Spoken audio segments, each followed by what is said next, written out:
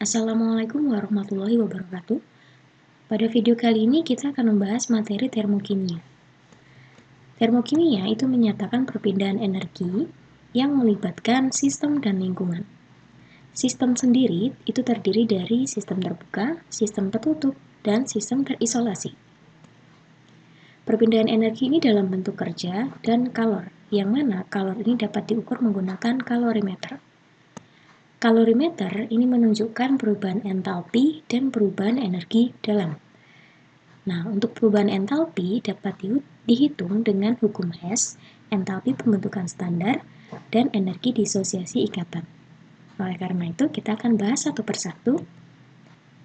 Termokimia adalah bagian dari ilmu kimia yang mempelajari hubungan antara kalor atau energi panas dengan reaksi kimia atau proses-proses yang berhubungan dengan reaksi kimia. Selanjutnya, kita akan mempelajari terkait dengan sistem dan lingkungan. Di sini ada gelas beker yang diisi dengan larutan HCl, kemudian ditambahkan pita magnesium atau pita Mg. Yang mana pita Mg atau pita magnesium akan larut di dalam larutan HCl dan akan menyebabkan suhu menjadi naik. Nah, di sini dari ilustrasi ini kita bisa menentukan siapa yang sebagai sistem dan siapa yang sebagai lingkungan. Sistem adalah segala sesuatu yang menjadi pusat perhatian dalam mempelajari perubahan energi. Contohnya adalah pita Mg dan HCl.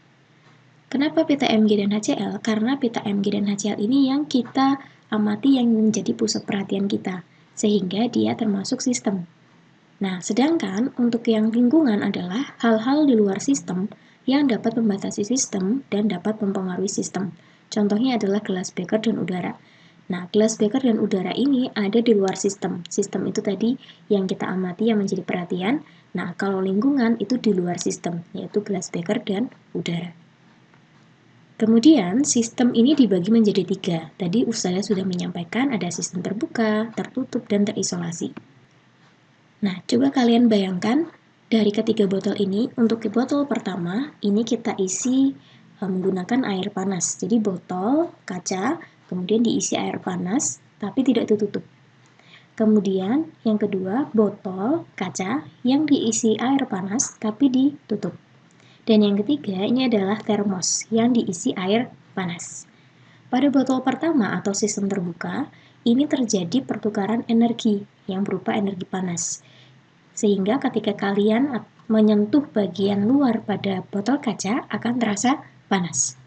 Kemudian karena botol pertama ini atau botol kaca yang di sistem terbuka ini tidak ditutup, sehingga akan mengakibatkan materi menjadi keluar atau ada yang masuk. Contohnya misalkan karena ini panas, itu akan ada uap yang keluar. Atau misalkan kalau misalkan contoh cairannya ini yang menghasilkan letupan, berarti nanti kemungkinan ada cairan yang mencerat keluar. Itu berarti materinya mengalami perpindahan dari sistem ke lingkungan. Kemudian untuk botol kedua ini karena ditutup sehingga materinya tidak terjadi pertukaran. Jadi kalau misalkan kalian kocok pun dia tidak akan keluar airnya atau cairannya. Tapi karena di sini air panas, ya, sehingga kita bisa merasakan panas atau energi panas pada bagian luar botol tersebut. Nah, berbeda pada sistem terisolasi. Yang contohnya termos tadi.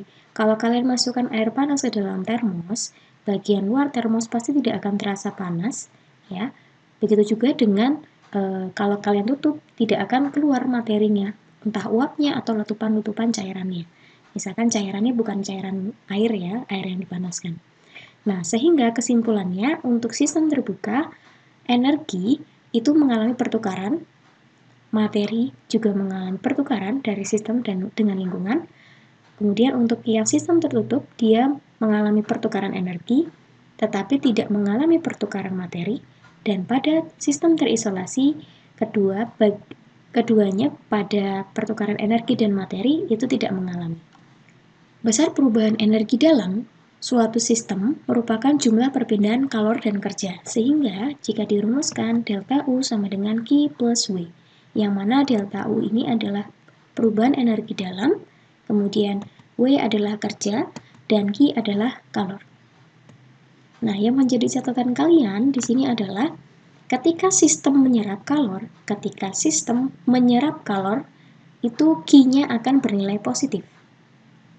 Sedangkan kalau sistem melepas kalor, Q-nya akan bernilai negatif. Kemudian, ketika sistem melakukan kerja, W-nya akan bernilai negatif. Kemudian, ketika sistem dikenai kerja, W-nya akan bernilai positif. Berikut ini adalah contoh soal, yaitu sepotong logam magnesium direaksikan dengan asam klorida encer pada sistem terbuka dengan reaksi berikut. Pada reaksi tersebut, sistem melepas kalor sebesar 200 kJ dan menghasilkan gas yang akan menyebabkan terjadinya perubahan volume. Sistem juga melakukan kerja sebesar 50 kJ. Perubahan energi dalam delta U dalam proses tersebut adalah, nah di sini sudah saya tebalkan ya, kalau melepas kalor ya berarti nilai Q-nya itu bernilai negatif.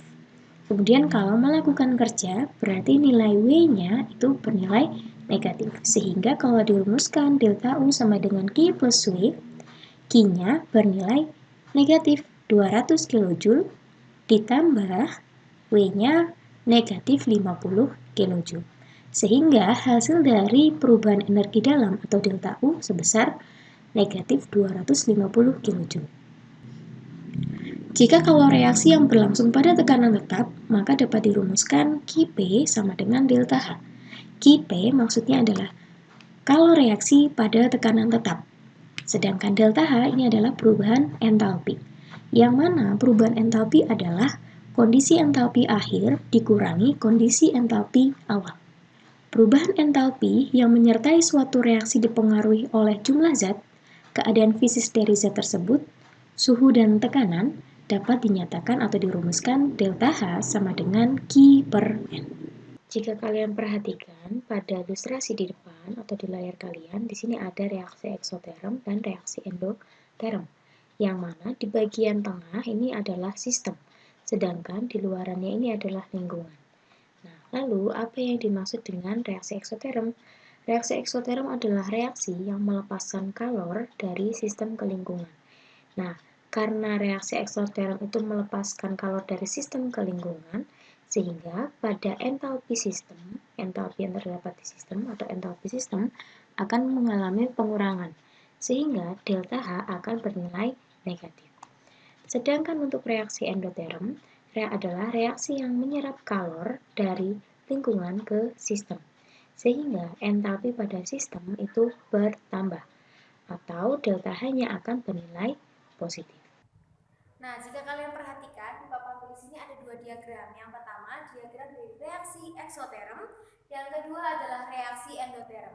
Ya, sekarang Ustazah akan membahas tentang diagram reaksi eksoterm terlebih dahulu. Jika kalian ingat, reaksi eksoterm adalah reaksi yang melepaskan kalor dari sistem ke lingkungan. Nah, karena pelepasan dari sistem ke lingkungan, sehingga di bagian sistem itu mengalami pengurangan. Nah, karena sistem itu adalah berupa produk ya, sehingga produknya pun sangat sedikit jumlahnya.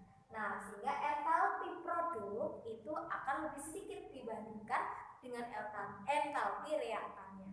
Nah, delta H itu adalah selisih dari produk dengan reaktan. Kalau misalkan di sini Ustazah anggap produknya misalkan 20 untuk entalpinya, sedangkan reaktannya misalkan 70. Nah, berarti kita bisa isi delta H sama dengan entalpi produknya adalah 20 dikurangi entalpi reaktannya adalah 70. Sehingga hasilnya adalah minus 50. Nah, di sini dapat disimpulkan untuk delta H pada reaksi eksoterm itu bernilai negatif. Nah, seperti ini. Kemudian dapat disimpulkan juga delta H ini dibuat seperti ini. Delta H akan kurang dari 0. Ini untuk reaksi eksoterm. Diagram reaksi eksoterm. Nah, selanjutnya untuk diagram pada reaksi endoterm. Nah, reaksi endoterm itu adalah reaksi yang menyerap kalor dari lingkungan ke sistem.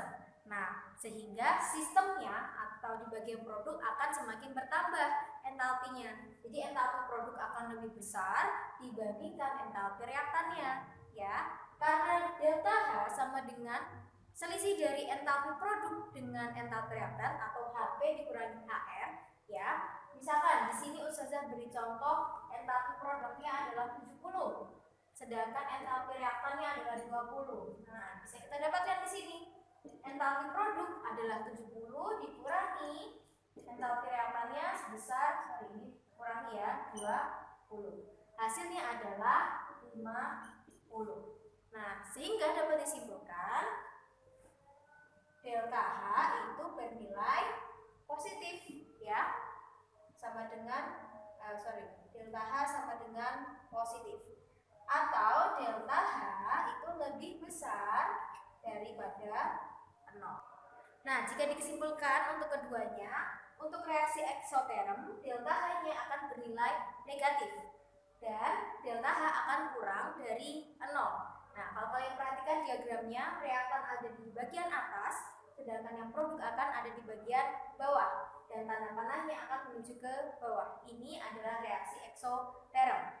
Sedangkan untuk reaksi endoterm, produknya akan di bagian atas, sedangkan reaktannya akan ada di bagian bawah. Dan delta H-nya akan bernilai positif, sedangkan untuk delta H-nya akan lebih dari 0.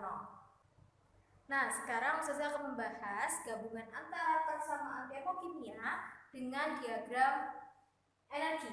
Nah, kalau tadi kita baru membahas diagram energi, sekarang sudah kita campur dengan persamaan termokimia. Nah, apa yang membedakan persamaan termokimia dengan persamaan reaksi biasa? Kalau persamaan termokimia ada tambahan delta H di belakangnya.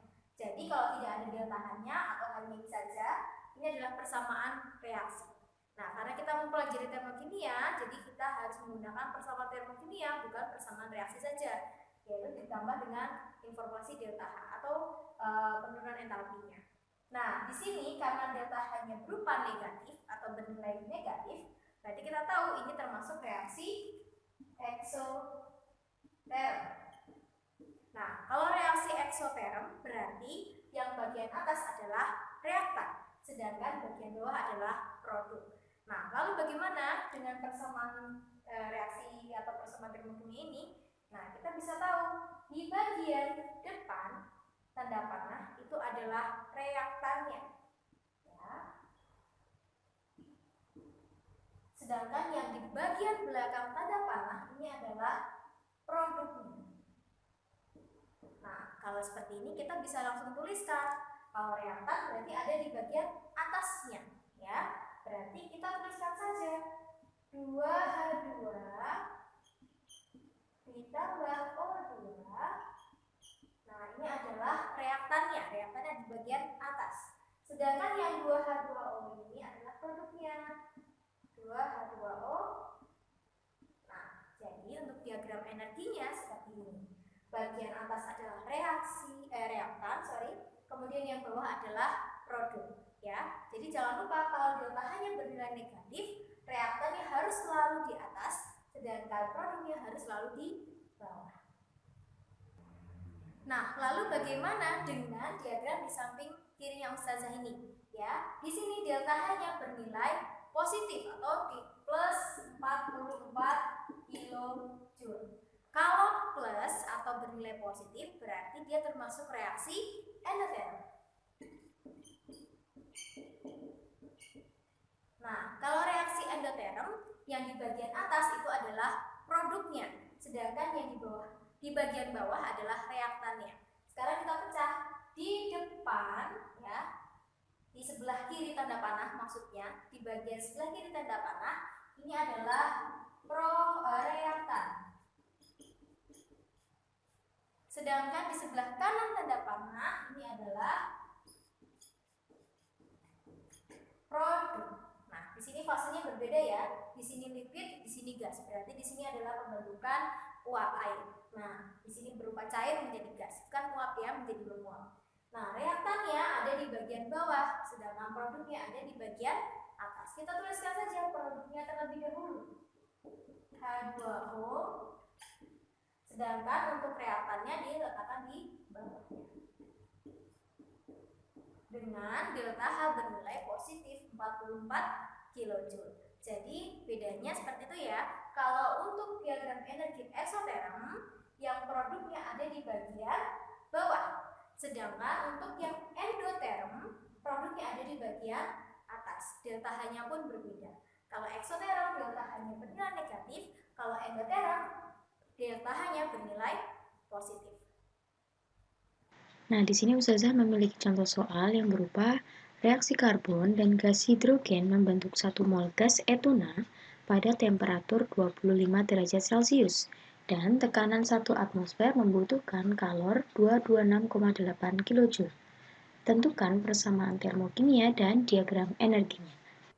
Nah, di sini Ustazah akan menjelaskan contoh soal. Di sini ada reaksi antara unsur karbon dengan hidrogen yang akan membentuk etuna atau C2H2. Nah, di sini yang kalian harus perhatikan, kalian harus memahami yang namanya molekul diatomik ya. Di sini yang merupakan molekul diatomik adalah unsur H atau atom hidrogen. Karena dia berupa molekul diatomik, jadi di sini tidak boleh H saja, tapi harus ditambah 2. Nah, jadi H2. Sedangkan untuk C, dia bukan termasuk molekul diatomik, jadi cukup C saja. Nah, kalau sudah, karena pertanyaan di soal ini adalah menentukan persamaan reaksi termokimia dengan diagram energinya, yang pertama kalian harus membuat persamaan persamaan termokimia terlebih dahulu. Kalau sudah, silakan disetarakan terlebih dahulu. C di sebelah kiri ada 1, sedangkan C sebelah kanan ada 2. Berarti C sebelah kiri harus dikali 2. Nah, untuk H-nya sudah sama ya, H sebelah kiri 2, H sebelah kanan juga 2. Nah, kemudian jangan lupa untuk menentukan delta H-nya. Karena di sini adalah persamaan reaksi termokimia atau persamaan termokimia, harus diberi tambahan delta H di belakang persamaan reaksinya. Nah, karena di soal itu adalah menyerap kalor, sehingga dia bernilai positif. Jadi delta H-nya sebesar positif 226,8 kilojoule. Lalu bagaimana dengan diagram energinya?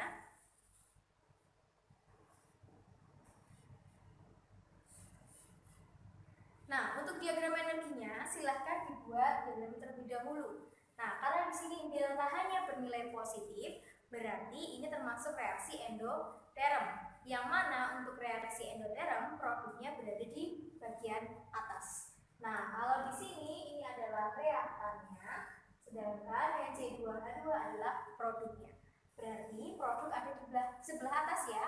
Kita tuliskan di sini C2H2. Nah, karena reaktan di bagian bawah, nanti kita tuliskan untuk 2C dan H2. Kemudian kita tuliskan delta H-nya. Delta H-nya adalah positif 226,8 derajat. Seperti ini untuk contoh soal yang saya sampaikan ya. Ini persamaan reaksi termokimianya, kemudian ini adalah diagram energinya. Perubahan entalpi standar atau delta H terbagi beberapa macam. Nah, tapi di sini yang akan Ustazah jelaskan hanya 3. Yang pertama, perubahan entalpi pembentukan standar atau delta HF. Kemudian yang kedua, perubahan entalpi peruraian standar atau delta HD. Dan yang ketiga adalah perubahan entalpi pembakaran standar atau delta HC. Perubahan entalpi pembentukan standar atau delta HF merupakan perubahan entalpi yang terjadi pada pembentukan 1 mol suatu senyawa dari unsur-unsurnya yang paling stabil pada keadaan standar. Nah, sekarang kita akan membahas latihan atau contoh soal dari perubahan entalpi pembentukan standar atau delta HF. Di sini ada contoh soal. Tentukanlah persamaan termokimia dari entalpi pembentukan gas CH4 dan H2O jika delta HF-nya sekian dan delta HF untuk H2 sekian. Nah, sekarang kita mencari dulu untuk yang CH4. Yang namanya delta HF atau entalpi pembentukan standar ya. Kalau pembentukan berarti kita ingin membentuk sesuatu. Nah, sini ada senyawa CH4 atau metan. Kita tuliskan CH4 itu ada di sebelah kanan tanda panah karena kita ingin membentuk CH4 itu. Nah, kemudian di CH4 ini ada unsur apa saja? Oh, ada unsur C dan unsur H. Kita tuliskan di sini C dengan H. Nah, kemudian kita lihat antara unsur C dan H ini apakah ada molekul diatomiknya. Oh, ternyata ada, yaitu unsur H. Nah, di sini jadi harus ditulis H2, tidak boleh H saja, ya. Nah, sedangkan C ini bukan molekul diatomik, jadi biarkan saja dia C sendiri seperti itu. Nah, kalau sudah, kalian setarakan. C sebelah kiri ada 1, C sebelah kanan ada 1, sudah sama ya. Selanjutnya yang H sebelah kiri ada 2, sedangkan H sebelah kanan ada 4. Berarti H sebelah kiri harus dikali 2 biar sama dengan yang sebelah kanan. Nah, kalau sudah selesai disetarakan, sekarang kita membuat delta H-nya. Karena ini persamaan termokimia, harus diberi tambahan delta H di bagian belakang persamaan reaksi. Nah, ini yang disebut persamaan termokimia. Nah, delta HF ya. Delta HF dari CH4 adalah minus 7,481 kilojoule. Jadi ini adalah jawaban untuk latihan soal contoh soal dari entalpi pembentukan standar dari gas metana atau CH4. Nah, selanjutnya sekarang kita akan membuat persamaan termokimia dari H2O. Nah, karena ini adalah pembentukan, berarti kita ingin membentuk H2O. Nah, berarti H2O-nya harus selalu di sebelah kanan. Lalu ada unsur apa saja di H2O ini? Oh, ada unsur H dan O. Kita buat di sini H dengan O. Nah, dua unsur ini apakah termasuk molekul diatomik? Ya, H ini termasuk molekul diatomik, jadi kita harus buat H2, dan O di sini juga termasuk molekul diatomik. Nah, jika sudah, sekarang kita setarakan. H sebelah kiri ada 2, sebelah kanan ada 2, berarti sudah setara. Nah, sedangkan O sebelah kiri di sini ada 2, yang sebelah kanan ada 1, berarti di sini harus dikali 2. Nah, ternyata hanya mengalami perubahan. H sebelah kanan ada 4, di sini hanya 2. Di sini harus dikali 2. Nah, jika sudah setara persamaan reaksinya, kita tambahkan delta HF-nya. Berapa delta HF dari H2O? Minus 285. Nah, jadi dua contoh soal ini merupakan delta HF atau energi perubahan entalpi pembentukan standar. Jadi kalau pembentukan berarti produknya atau yang ingin kita buat itu ada selalu di sebelah kanan seperti itu. Dan di sini tidak boleh berupa ion, tapi harus berupa unsur, ya. Jadi tidak boleh di sini ion H+, di sini ion O2- tidak boleh. Harus dalam bentuk unsur. Perubahan entalpi peruraian standar atau delta HD merupakan perubahan entalpi yang terjadi pada peruraian 1 mol suatu senyawa dari unsur-unsurnya yang paling stabil pada keadaan standar. Nah, selanjutnya adalah perubahan entalpi penguraian standar. Saya akan memberikan contoh lagi. Tentukanlah persamaan termokimia dari entalpi penguraian HCl dan N2Cl jika delta HD-nya sekian untuk HCl, delta HD N2Cl sekian. Nah, kalau penguraian itu kebalikannya dari pembentukan. Kalau misalkan pembentukan produknya atau yang kita inginkan ada di sebelah kanan, di sini sekarang kebalikannya. Ya, yang kita ingin buat itu ada di sebelah kirinya. Nah, contohnya misalkan HCl. HCl kalau untuk pembentukan dia harus ada di sebelah kanan, ya. Sedangkan kalau penguraian HCl ada di sebelah kiri tanda panah. Nah, kemudian HCl ini terdiri dari unsur apa saja? Oh, ada unsur H dengan Cl. Kita buat di sini. Nah, kemudian kita tentukan siapakah yang merupakan molekul diatomik. Oh, ternyata H termasuk molekul diatomik dan Cl juga termasuk molekul diatomik. Nah, kalau sudah, sekarang kita setarakan. Di sini hanya sebelah kiri ada 1, sebelah kanan ada 2. Berarti kita buat kali 2. Dan Cl-nya sekarang ada 2, sebelah kanan ada 2. Berarti sudah setara. Tinggal kita menuliskan delta HD-nya. Delta HD HCl adalah positif 44 kJ. Nah, ini contoh yang pertama. Sekarang yang NH4Cl. Karena penguraian NH4Cl-nya harus ada di sebelah kiri. Ya. Lalu ada unsur apa saja? Ada unsur N, kemudian ada unsur H dan unsur Cl. Nah, di sini N-nya ada 1 di sebelah kiri, sebelah kanan ada 1. Sedangkan H di sini ada 4. Oh, tapi sebelumnya kita harus menentukan siapakah yang termasuk molekul diatomik. Kita buat di sini N termasuk molekul diatomik, H juga termasuk, Cl termasuk molekul diatomik. Sekarang kita baru bisa setarakan. N sebelah kiri ada 1, sedangkan kanan ada 2. Berarti di sini harus dikali 2. H di sebelah kiri ada 4 kali 2, 8. Berarti di sini baru 2 kan? Harus dikali 4 agar sama dengan 8. Cl di sebelah kiri ada 2, Cl sebelah kanan ada 2. Berarti sudah setara. Tinggal kita tambahkan delta Hd-nya adalah positif 314,4 kilojoule. Nah, ini adalah contoh soal dari perubahan entalpi penguraian standar. Perubahan entalpi pembakaran standar atau delta Hc merupakan perubahan entalpi yang terjadi pada pembakaran 1 mol suatu zat secara sempurna. Pembakaran merupakan reaksi suatu zat dengan oksigen. Nah, jadi nanti kalau ada soal untuk reaksi pembakaran karbon ya, atau reaksi pembakaran suatu senyawa hidrokarbon, itu nanti akan bereaksi dengan oksigen, yang mana nanti akan mengalami pembakaran hidrokarbon secara sempurna, sehingga hasilnya akan selalu H2O dan CO2. Nah, contoh selanjutnya adalah perubahan entalpi pembakaran standar. Di sini tentukanlah persamaan termokimia dari entalpi pembakaran CH4 jika delta H-nya sekian. Nah, di sini uniknya berbeda dengan pembentukan dan penguraian ya. Kalau pembakaran CH4, kalau pembakaran itu selalu direaksikan dengan oksigen. Sehingga jika suatu senyawa hidrokarbon berarti yang memiliki unsur C dan unsur H, karbon dan hidrogen, jika direaksikan dengan oksigen, itu akan membentuk yang namanya senyawa karbon dioksida dan air. Nah, seperti ini. Jadi, jika senyawa hidrokarbon direaksikan dengan oksigen, hasilnya akan selalu membentuk karbon dioksida dan air. Nah, selanjutnya tinggal kita setarakan terlebih dahulu.